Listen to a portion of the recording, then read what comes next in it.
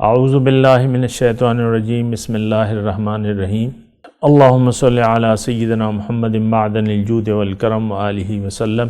سامعین و ناظرین اکرام، السلام علیکم ورحمۃ اللہ وبرکاتہ۔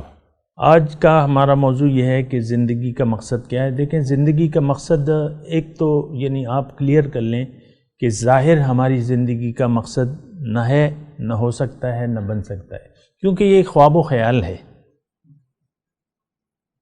جو کچھ بھی نظر آ رہا ہے یہ ایک خواب ہے، بس آپ کہتے ہیں میرا ہے، دکان میری ہے، میں ہوں، میرے یہ دیکھو بچے ہیں کتنے پیارے پیارے، یہ گھر ہے میں نے ابھی بڑی محنت سے بنوایا ہے، یا میرے یہ پلاٹس ہیں، ایک بحریہ ٹاؤن میں ہے اور ایک DHA میں ہے۔ ہوتے ہیں نا بات، پلاٹ بھائی وہاں لے لو، وہ بڑا وہ ہے۔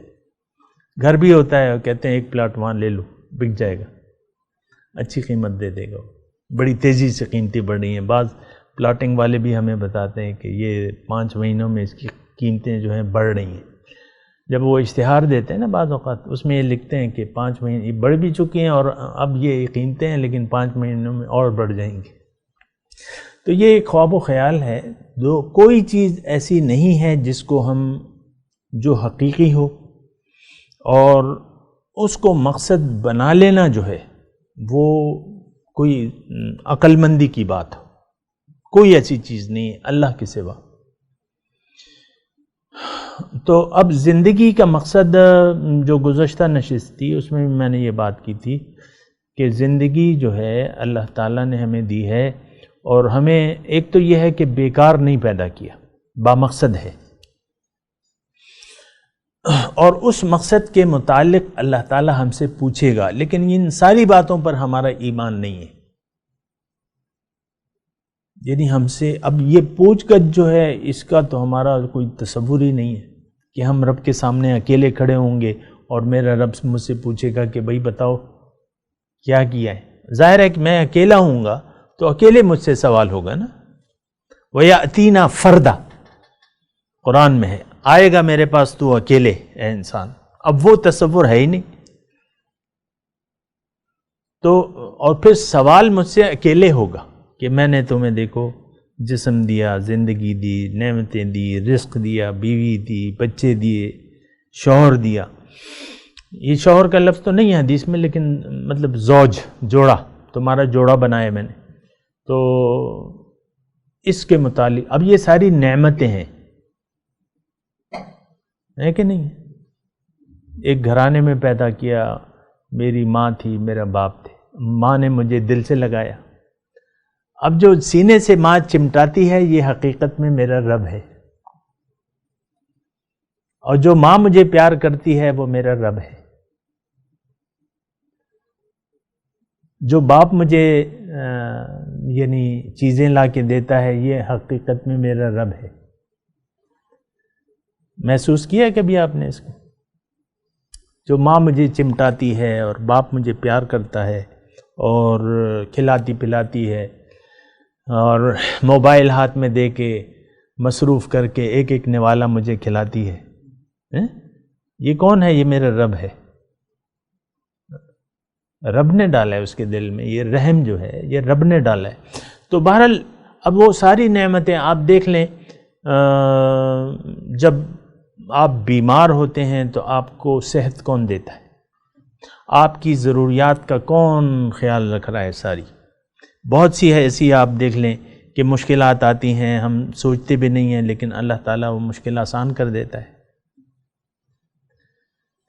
ہمیں زندہ رکھ رہا ہے، ہمیں مسلسل کھانا دیے جا رہا ہے، ہماری فکر ہے اس کو، لیکن وہ ایک الگ بات ہے کہ کس کو کس طریقے سے یا کس حد تک اسے اللہ تعالیٰ دیتا ہے یا کہ نا۔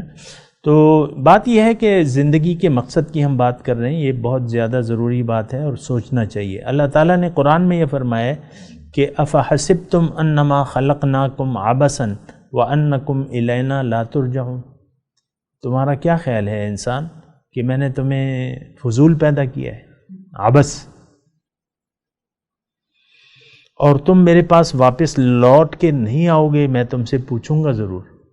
یعنی تمہارا اگر یہ خیال ہے تو غلط ہے، افحسبتم انما خلقناکم عبث، لفظی ترجمہ ہے، اس کی کوئی تشریح کی ضرورت ہی نہیں۔ ہم نے تو اپنے آپ کو فضول سمجھ لیا ہے، فضول۔ اب دیکھیں، آپ باطل کو مقصود بنا لیں تو بس زندگی فضول ہو گئی۔ جیسے کہ وہ ہم جب چھوٹے تھے، مجھے یاد ہے چھوٹے چھوٹے ہوتے تھے ہم، تو کہیں مکان بن رہا ہوتا تھا محلے میں، ہمارے گیلی ریت آتی تھی، پہلے گدھوں پہ ریت آتی تھی، یہ وہ تو نہیں تھے نا، گدھے ہوتے تھے، تو وہ گیلی ریت آتی تھی، وہ اب اس میں ہم اپنا ایک بچے پاؤں داب کے اس پہ گھر سا بنا لیتے ہیں، اور یہ ایک کھیل کھیلتے ہیں۔ گیلی وہ ریت ہوتی ہے تو جم جاتی ہے، پھر اس سے آہستہ سے اپنا پاؤں نکال لیتے، وہ گھر سا ہو جاتا، گھر کی شیپ دے دیتے، پھر جب جاتے تو اس کو ایک لات مار کے چلے جاتے تھے۔ بنائے کسی نے گھر؟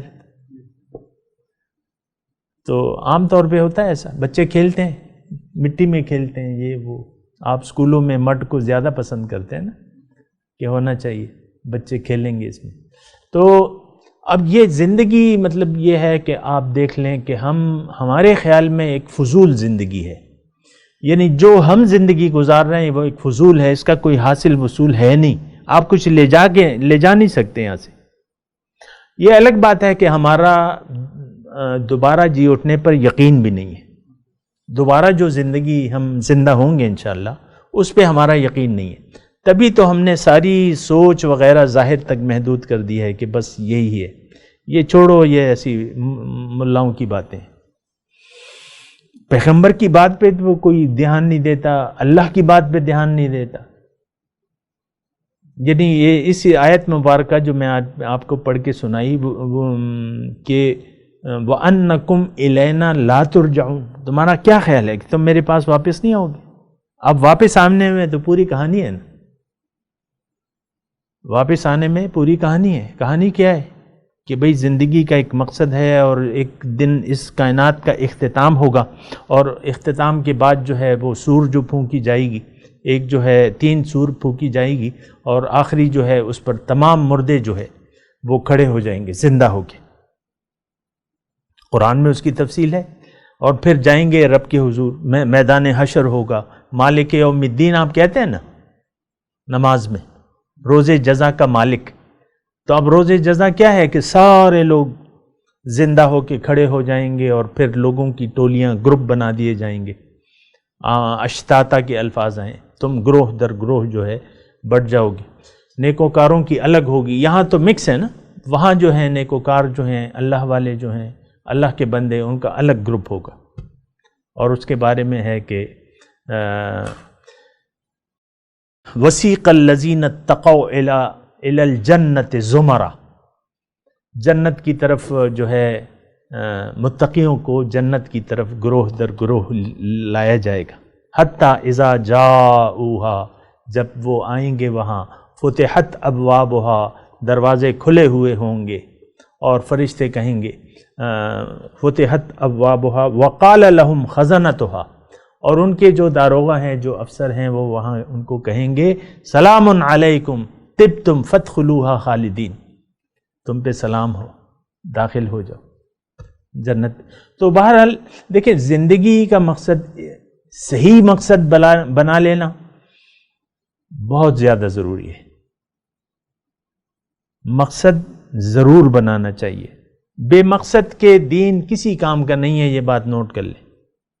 دین کو اگر آپ فالو کرتے ہیں اور آپ کا کوئی مقصد نہیں ہے، اس کا کوئی فائدہ بھی نہیں ہے، کیونکہ انما الاعمال بالنیات، اعمال کا دار و مدار نیت پہ۔ آپ کی نیت ہے دنیا کی، آپ نے ترجیح دے دی ہے دنیا میں رہنے کو، دنیا۔